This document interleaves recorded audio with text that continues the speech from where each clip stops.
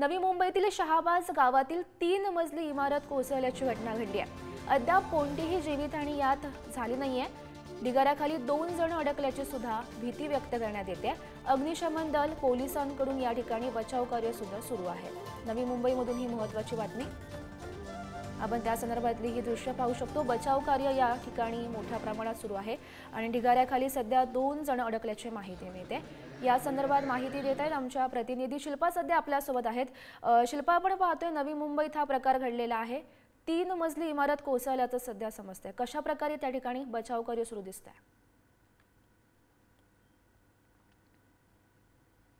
नक्कीच गौरी, बेलापूर विभागातील जी शहाबाज गावातील इंदिरा निवास G+3 मजली इमारत होती आणि या इमारतीला पहाटे 4:35 हादरे बसले। हादरे बसताच या इमारतीमध्ये जेवढे नागरिक होते ते नागरिक बाहेर पडण्याच्या मनस्थितीत झाले। अनेक नागरिक बाहेर पडले, मात्र 2 नागरिक होते ते यामध्ये अडकल्याचे समजते। अगोदर हादरे बसले आणि त्यानंतर ही बिल्डिंग ढासळलेली आहे।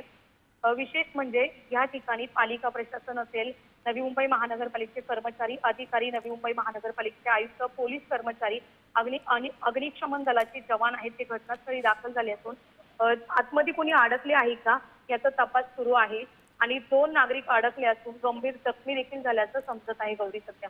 हो शिल्पा, प्रशासनाकडून या संदर्भात काही अधिकृत माहिती समोर आली आहे का? नवी मुंबई महानगरपालिका आयुक्त यांच्याशी बोलण्याचा प्रयत्न केलेला, मात्र आयुक्तांनी याबाबत कोणतीही अधिकृत माहिती दिलेली नाही। याबाबत त्यांनी ही माहिती देण्यास टाळलेलं आहे गौरी। हो नक्की शिल्पा, या सर्व घडामोडींवर असेच लक्ष ठेवून राहा। तुर्तास धन्यवाद दिलेल्या या माहितीसाठी।